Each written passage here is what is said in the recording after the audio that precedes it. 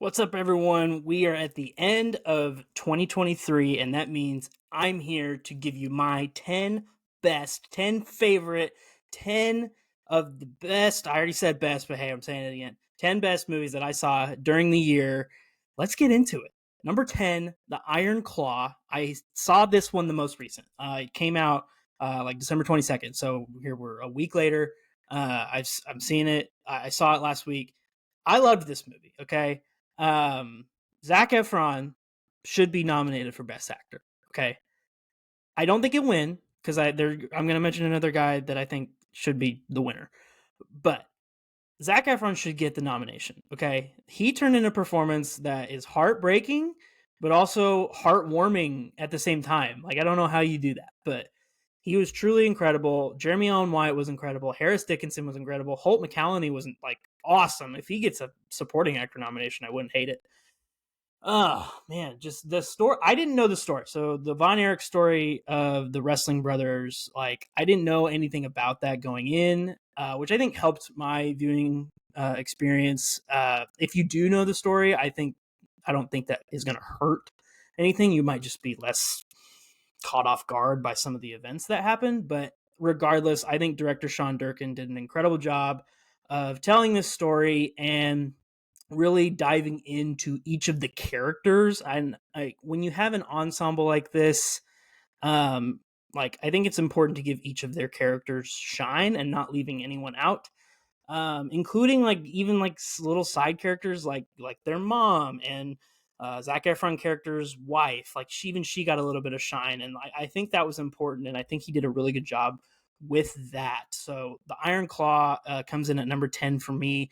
Really, really good. It's still in theaters as you're watching this. Hopefully, you should definitely go see it. I highly, highly recommend it. Number 9. This is a little bit of a shocking one for me, but Godzilla minus one is my ninth best movie of the year.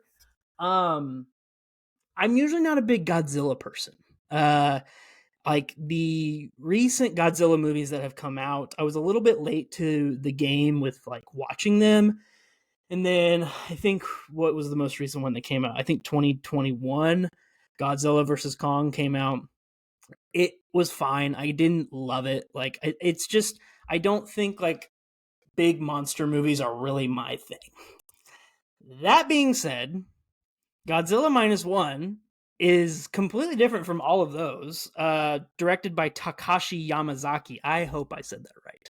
Apologies if I didn't. But this is straight out of Japan, and I think that's what helps this movie for me at least. Like you can definitely feel the authenticity and the homage that was paid to like those old Godzilla movies. Um, there's a I think director or a studio that I can't remember the name right now, but like those movies like that's what this movie feels like, at least from what I know about them.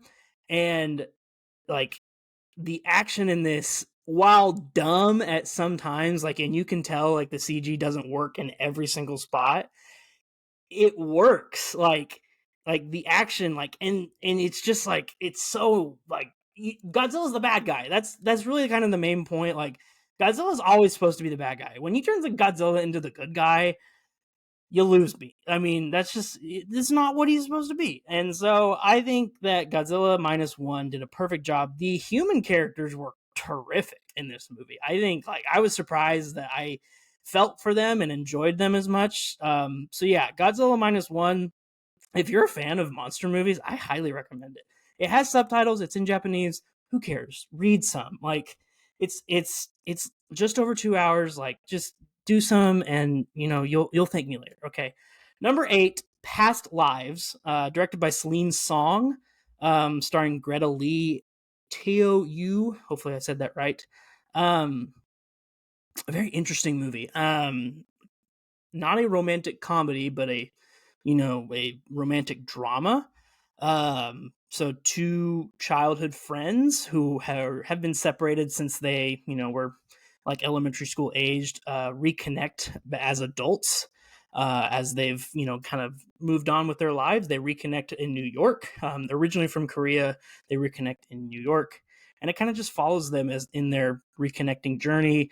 A lot of kind of spiritual type conversations happen, and it really is like begging the question of, did the one person who moved on and got married and everything, did she make the right choice, or was she supposed to be with this person that she knew from a long time ago? So really cool story, a little heartbreaking, definitely makes you cry in some spots.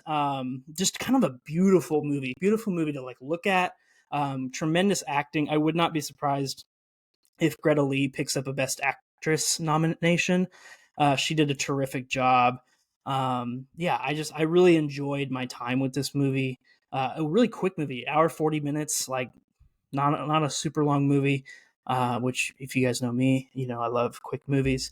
So yeah, Past Lives, number 8. Number 7, Air, directed by Ben Affleck, starring Ben Affleck and Jason Bateman and Matt Damon in the main role character.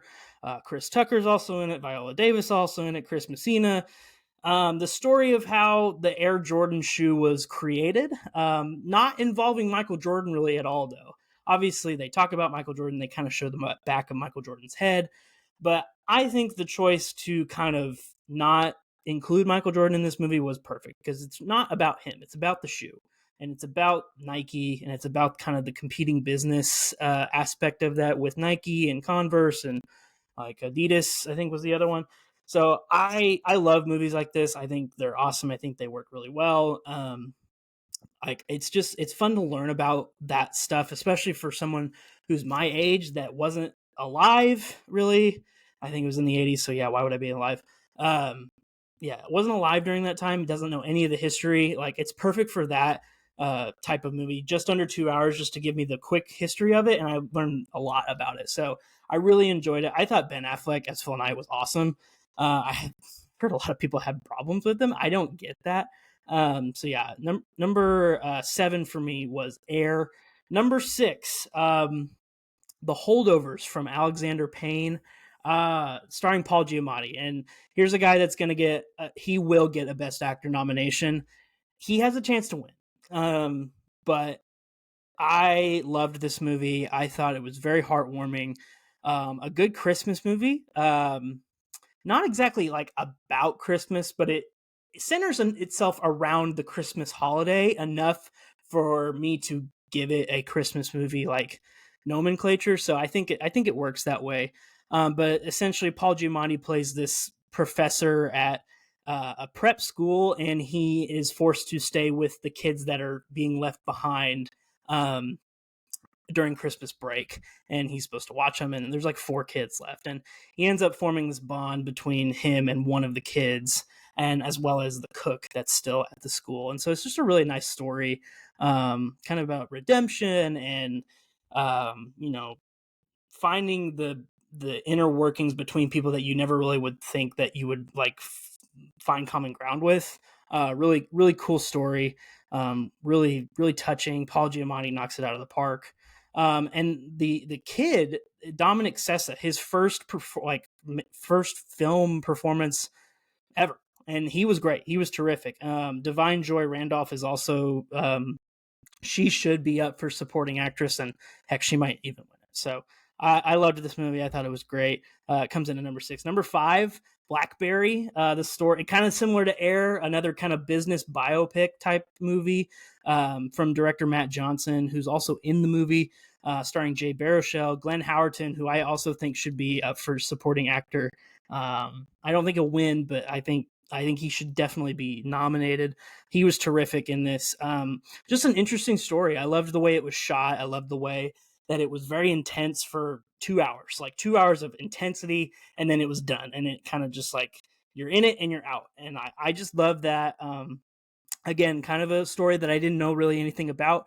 And it just kind of sucked me in. So I loved Blackberry. I loved the performances. I loved the cinematography. The music in it was awesome. Yeah, so number 4 for me, Mission Impossible Dead Reckoning Part 1. I love Mission Impossible movies. I love action movies, so I had to throw this one in here at my number 4 spot. The first of 2 parts. We're probably not going to get the second part next year, which is unfortunate, but hopefully 2025. Tom Cruise, just he's the GOAT. not the GOAT, but whatever. He's great. He was awesome in this. Haley Atwell coming into this movie was awesome. She killed it, and I don't think there's like a better addition to a standing cast than her joining the Mission Impossible cast this year. Like, she was terrific. I loved her character. Pom Klementov as well. She was awesome. Like, this was a great movie. It did run a little long for me. That's kind of like the only reason that it's at number 4. But I just, the action was great. Like, I loved all the little technical speak that they added to it. Like, they got really into like the AI stuff, and they didn't just like rely on like nukes and like governments and whatever. Like, they're like really getting into like kind of what's happening like now today a little bit, which I thought was cool. So I loved the writing on it. Love the action. Number 3, John Wick Chapter 4. Here's another action flick here. Absolutely love Chapter 4. I think it's the second best behind the first one. Definitely a long one. But I think it earns it. I think the ending of this John Wick, like, was so good. Like, from the staircase scene all the way to the end. Spoiler alert, when he dies. Like, I think it was so earned, so just like perfect. Keanu Reeves was like, he didn't like, I need to go back and watch it just because it came out all the way back in March, but like, it was so good. Donnie Yen, his character was terrific. I loved his character. Bill Skarsgård is the Marquis, terrific villain. You're never going to get a bad Bill Skarsgård performance, in my opinion. So I loved it. I loved Chapter 4. Who knows? They might make a Chapter 5. I don't see how that's possible, but they might. Down to our top 2. Number 2, Spider-Man Across the Spider-Verse. I saw this movie twice. What a movie. I mean, you're not going to get a lot of animated movies that I recommend to you. But Spider-Man Across the Spider-Verse, I know I love my superhero movies, but I think this movie transcends most of the comic book genre. Specifically in the animation department. You watch, watching a lot of videos and TikToks and whatever, like behind the scenes stuff, you can tell the amount of work that was put into this movie and the amount of effort when they're talking about the different characters that are animated at different frame rates. And that kind of blows my mind, because I would never think to do that. So I think the fact that this movie like did that, you have so much attention to detail, plus you have an amazing story that left you on a huge cliffhanger, plus you had awesome action and comic book stuff like all wrapped into one. Like, the voice acting was incredible. Like, it was just like, when I saw it the second time, I knew it was going to happen in the last, minute and a half when the cliffhanger's coming up. Like, I knew my heart was still pounding. Like, I knew it was going to happen, but it was still just like, oh my gosh, this is so stressful. I loved this movie.